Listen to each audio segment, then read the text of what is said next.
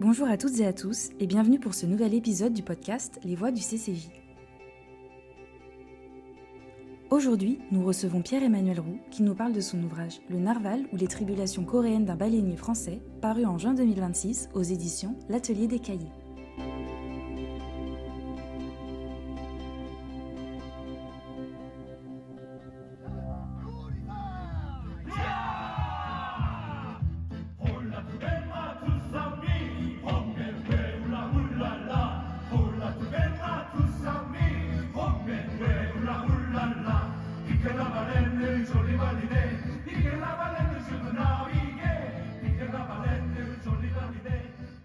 Bonjour, je suis Pierre-Emmanuel Roux, je suis maître de conférence à l'université Paris-Cité et je suis spécialiste de l'histoire de la Corée et de la Chine du XVIIIe au XIXe siècle. Et je m'intéresse aux questions d'histoire religieuse, d'histoire du droit et d'histoire des mobilités dans une perspective transnationale.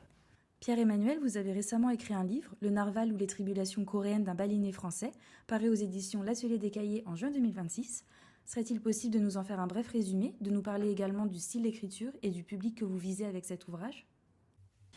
Alors, ce livre, Le Narval ou les tribulations coréennes d'un baleinier français, c'est donc l'histoire de ce navire baleinier, le Narval, qui a quitté le port du Havre en mars 1850 et qui s'est engagé dans une campagne de chasse à la baleine qui habituellement durait 3 ans à cette époque. Donc il devait faire le tour du monde, aller pêcher, plutôt chasser, puisqu'on chasse plus qu'on ne pêche la baleine. Donc chasser la baleine dans le Pacifique, et plus spécialement dans le Pacifique Nord et autour de l'Asie de l'Est. Et il se trouve que ce baleinier a fait naufrage en avril 1851 dans le sud-ouest de la péninsule coréenne. L'équipage a tout de suite été sauvé par les autorités locales, mais plusieurs marins, ayant eu peur de cette terre inconnue, et ayant eu peur de finir comme des nouveaux Robinson Crusoe, ont fui quelques jours plus tard jusqu'à Shanghai, où ils ont demandé le secours du consul de France, qui s'appelait Charles de Montigny. À cette époque, Shanghai vient d'être ouverte aux Occidentaux après la première guerre de l'opium, qui s'est déroulée entre 1839 et 1842. Et Charles de Montigny est devenu le premier consul français de Shanghai en 1848. Donc il a une toute petite concession française à Shanghai. Et c'est quelqu'un surtout qui n'a peur de rien et qui, dès l'arrivée de ces quelques baleiniers, ils sont 9, décide de lancer une expédition pour aller sauver le reste de l'équipage. Donc il reste 20 baleiniers sur place. Et à cette époque, en fait, il n'a pas de navire de guerre français pour l'aider.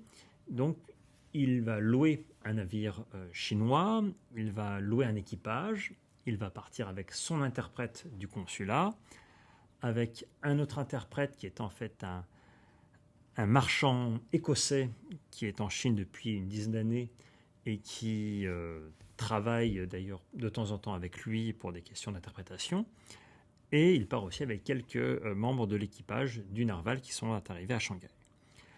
Et au bout d'une dizaine de jours de navigation assez rocambolesque, l'équipage de sauvetage donc, arrive sur l'île du naufrage, l'île de Bigum, et il retrouve l'équipage naufragé. Il fait aussi la rencontre des autorités coréennes locales. En fait, tout se passe relativement bien, et 4 jours plus tard, donc Montigny et son équipage et les naufragés repartent à Shanghai. Voilà en gros quel est le résumé de l'histoire. Alors, pour ce qui est du style du livre, j'ai employé une forme d'écriture alternative qui allie le format d'un journal avec celui d'un style romanesque. C'est-à-dire que en fait, j'ai voulu écrire un ouvrage qui ne soit pas un ouvrage académique lambda, un ouvrage érudit comme nous avons l'habitude d'en faire en humanité, en sciences sociales, mais d'écrire un ouvrage plus pour le plaisir et un ouvrage qui puisse être lu par le plus grand nombre de personnes. Et donc c'est pour ça que ce style du journal, donc c'est vraiment au jour le jour, mais il y a malgré tout une rigueur historique derrière. Tous les faits sont documentés, sourcés, et il y a aussi un appareil de notes à la fin de l'ouvrage, mais les renvois ne sont pas visibles dans le corps du texte. Voilà, donc le lecteur peut consulter, s'il le souhaite, les notes à la fin, mais il n'est pas obligé non plus. Voilà, s'il n'a pas envie de le lire, ça peut se lire quasiment comme un roman semi-académique. Voilà. Alors c'est une publication qui est en français, mais j'espère qu'une publication, une traduction coréenne va voir le jour prochainement. Je suis en discussion avec mon éditeur, l'Atelier des Cahiers, pour qu'on y parvienne assez prochainement.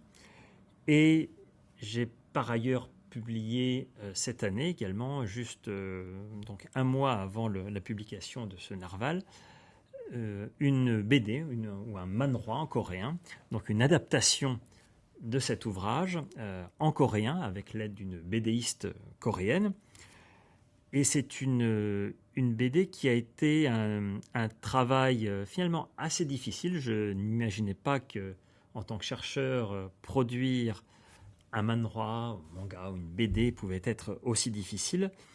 Mais ça a été un ouvrage qui est quelque part qui a été assez complémentaire avec l'ouvrage semi-académique publié en français.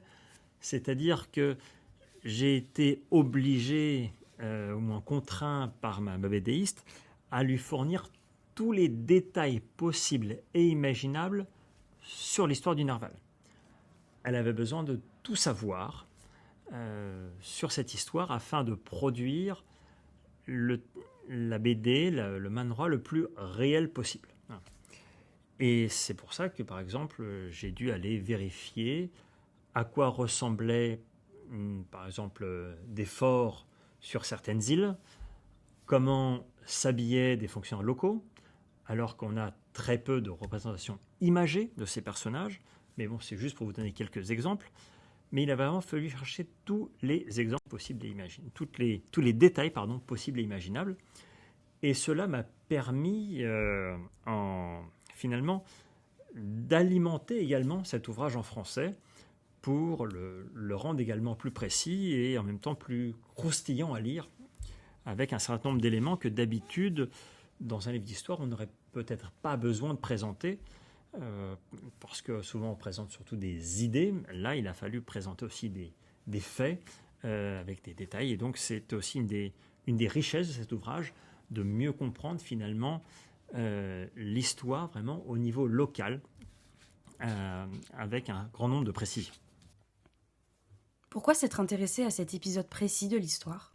Alors, j'ai en fait travaillé sur l'histoire de la Chine et de la Corée au XVIIIe et au XIXe siècle depuis mes premiers travaux de recherche, c'est-à-dire depuis mes maîtrises d'histoire, de chinois et de coréen, à l'époque où le master n'existait pas encore.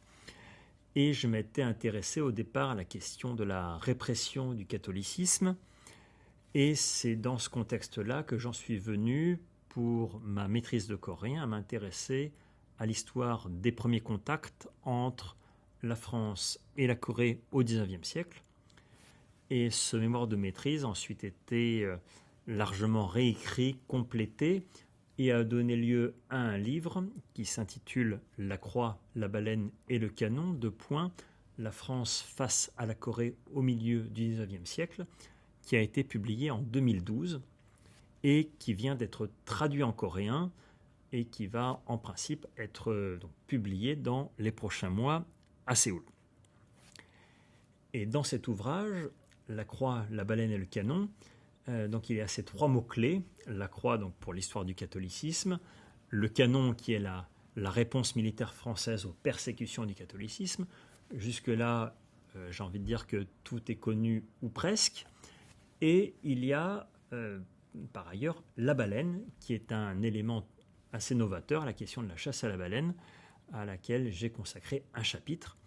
Et dans ce chapitre, l'épisode du narval était l'un des éléments ou des événements saillants de cette histoire. Alors j'y avais consacré quelques pages et je m'étais promis qu'un jour, je rentrerai plus en détail dans cet épisode. Et c'est ce que j'ai fait finalement, 20 ans après avoir, quasiment 20 ans après avoir redécouvert cet épisode qui était finalement assez mal connu des historiens.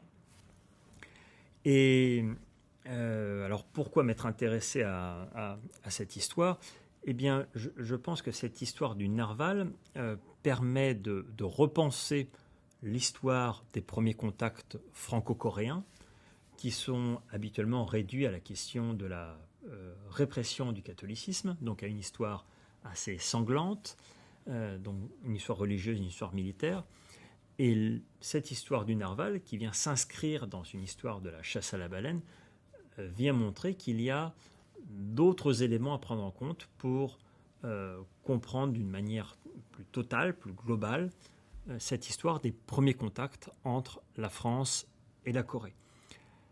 Cet épisode est aussi intéressant, cet épisode du narval, j'entends, est aussi intéressant parce qu'il permet de voir sous un autre angle l'histoire de la Corée au XIXe siècle, surtout à cette période du milieu XIXe siècle, qui est considérée comme une période souvent d'anarchie, c'est-à-dire une époque où il n'y a pas véritablement de roi au pouvoir, mais il y a surtout des reines douairières qui règnent à la place de souverains qui sont souvent mineurs ou qui n'ont peu de pouvoir.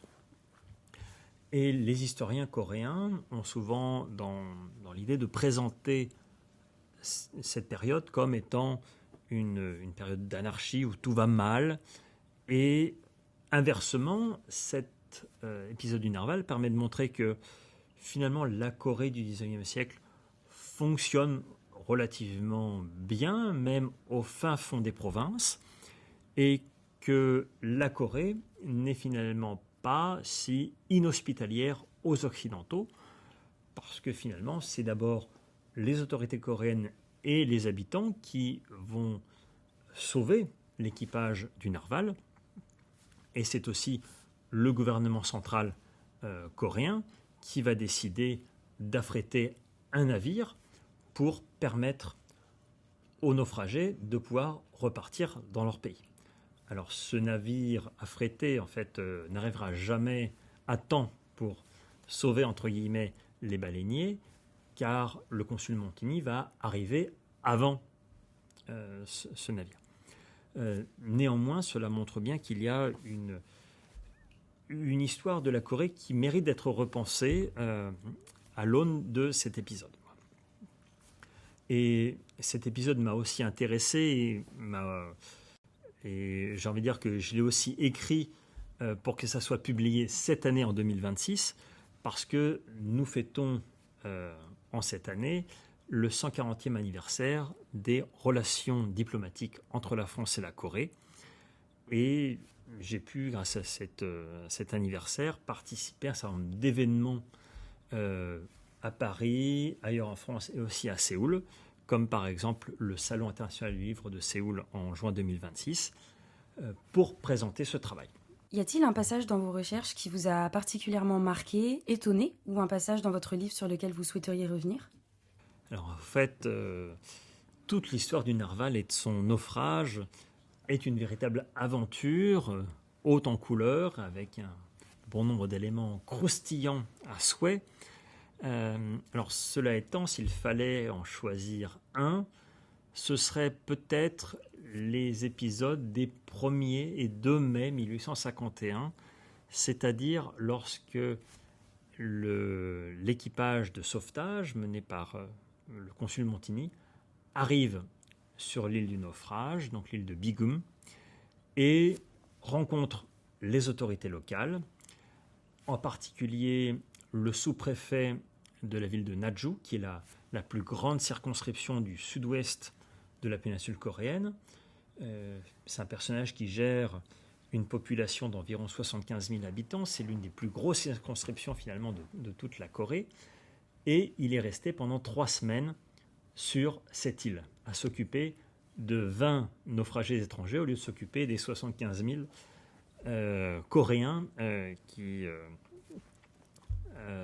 sur qui il a juridiction.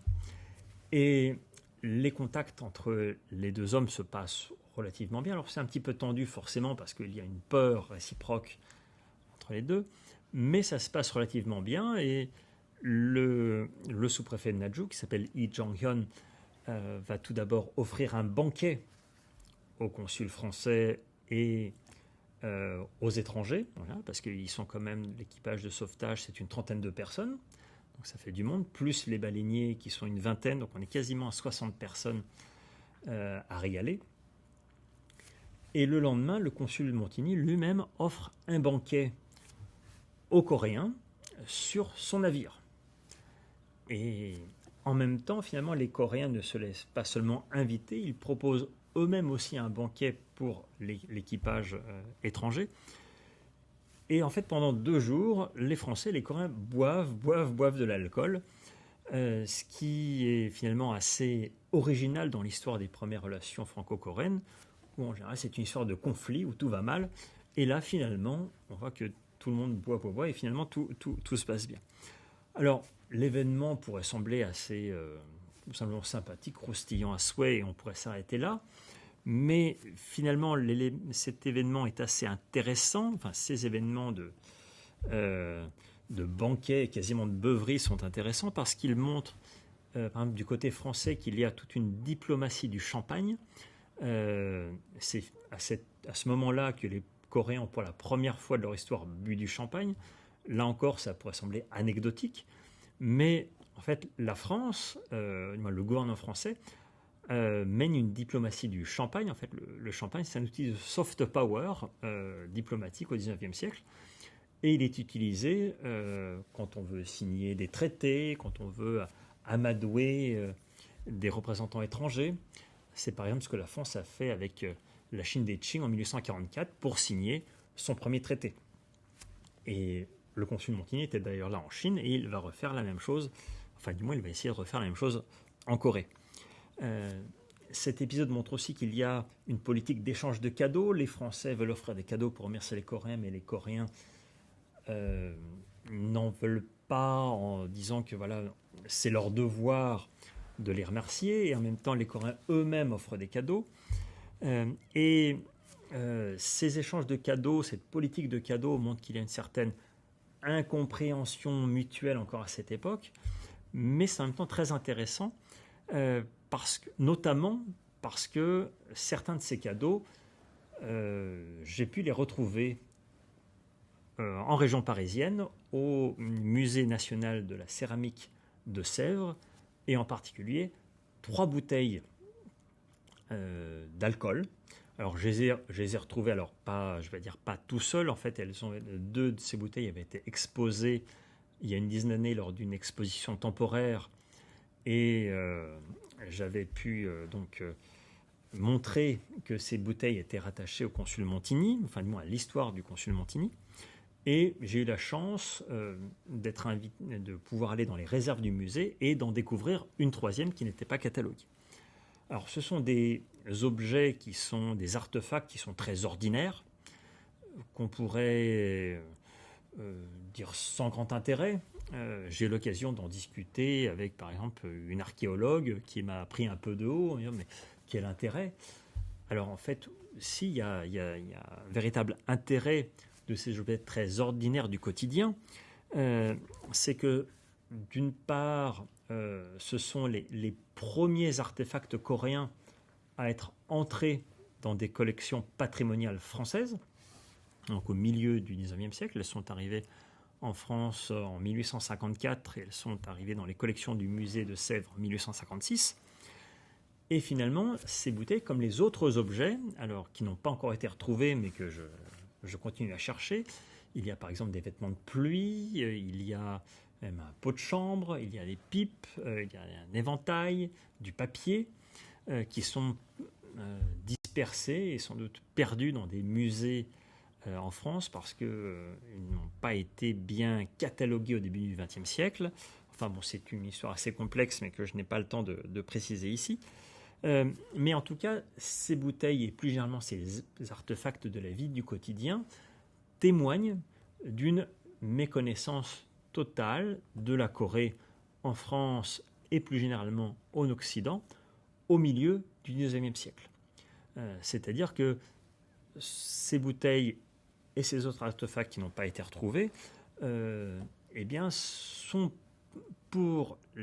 étaient du moins pour les Français de cette époque des témoignages de la vie quotidienne, de ce qu'est véritablement la Corée, un pays auquel d'habitude on n'avait pas accès, puisque à cette époque il n'y a en Corée que 2 missionnaires français qui vivent clandestinement. Donc ce sont les 2 seuls étrangers dans un pays d'environ 17 millions d'habitants. Voilà. Vos recherches ont également permis l'ouverture d'un petit musée situé à Naju, dans le sud-ouest de la Corée du Sud, qui s'appelle La Maison de France, et dont le contenu est entièrement fondé sur vos recherches. Pouvez-vous nous en dire un petit peu plus ? Alors, après ma redécouverte de ces bouteilles en 2015, j'ai bénéficié d'une certaine couverture médiatique en Corée. Et surtout à partir, je dirais, de 2022, l'épisode du Narval a commencé à être connu en Corée. Et cet épisode a été connu pour 2 raisons. Tout d'abord, il est assez novateur, puisque quand on aborde avec les Coréens la question des premiers contacts entre la France et la Corée, les Coréens pensent d'abord à un épisode de 1866, qui est une expédition militaire française en représailles face à l'exécution de 9 missionnaires français. Et cet événement du Narval est totalement inconnu. Et cet événement finit, comme je vous l'ai dit, assez bien. Et donc ça a beaucoup intéressé les Coréens. Mais cela n'aurait peut-être pas autant intéressé les Coréens s'il n'y avait pas eu ces bouteilles d'alcool que j'ai aussi pu redécouvrir, entre guillemets, en 2015. Et donc les 2, finalement, se sont complétés. Et en 2023, j'ai été invité à la mairie de Naju, dans le sud-ouest de la péninsule. Donc Naju, je l'ai dit, c'est la plus grande ville historiquement du sud-ouest du pays, où a eu lieu donc l'épisode du Narval en 1851. Et j'ai donné pour la première fois une conférence en coréen sur ce sujet qui a eu un certain retentissement. Un certain nombre de personnalités politiques avaient été invitées, les médias locaux et nationaux avaient été invités. Et parallèlement, le maire de la ville voisine, qui s'appelle le comté de Shinan, qui est actuellement là où a eu lieu le naufrage du Narval, a aussi été invité. Et pendant une semaine, en fait, j'ai pu visiter un certain nombre de sites à Naju et à Shinan grâce aux 2 maires qui m'ont complètement pris en charge. Et à partir de ce moment, le maire de Naju, qui vient d'être réélu en juin 2026, a décidé d'ouvrir une maison de France dans le centre historique de la ville pour commémorer cette première rencontre franco-coréenne. Et le musée a précisément ouvert le 20 juin 2026. Alors je n'étais pas à l'inauguration parce que je devais être en France ce jour-là, mais j'y suis allé la semaine suivante. Et donc, comme je suis le seul à avoir véritablement travaillé à fond de manière quasiment exhaustive sur le sujet, le musée en fait est quasiment entièrement basé sur mes recherches. Et en parallèle, ce qui est intéressant, c'est que le comté de Shinan, donc juste à côté, alors lui n'a pas encore ouvert de musée dédié au Narval, mais depuis 2024, il organise un festival qui s'appelle le festival Champagne Makgeolli. Le makgeolli étant un alcool de riz laiteux, qui est l'un des alcools principalement consommés en Corée et qui a sans doute été consommé aussi en 1951. Alors c'est un festival artistique où on peut notamment boire du champagne et du makgeolli. Et ce festival est aussi donc basé à l'origine sur mes recherches. Et dans ce festival, il y a tous les ans une pièce de théâtre qui est jouée et rejouée sur cet épisode du Narval. Alors, cette pièce dure environ une trentaine de minutes, jouée par des acteurs coréens qui parfois parlent français et donc qui font honneur quelque part à mes recherches parce que cette pièce de théâtre est également basée sur mes recherches. Voilà. Donc cet épisode du Narval a un certain écho donc à Naju, mais aussi dans la ville voisine de Sinan, puisque les deux villes sont historiquement liées à cet épisode du Narval. Nous avons écouté un extrait de cette pièce de théâtre en tout début de podcast, et afin de clore cet épisode, je vous propose d'écouter une nouvelle fois un extrait. Je suis allé aux Indes lointaines, oh mais ouais, oh là là. Je suis allé aux Indes lointaines, oh mais ouais, oh là. Pique la baleine, joli baleinier, pique la baleine, je vais naviguer. Pique la baleine, joli baleinier, pique la baleine, je vais naviguer. Un grand merci à vous, Pierre-Emmanuel Roux, de vous être prêté au jeu du podcast Les Voix du CCJ, et à très bientôt pour un nouvel épisode.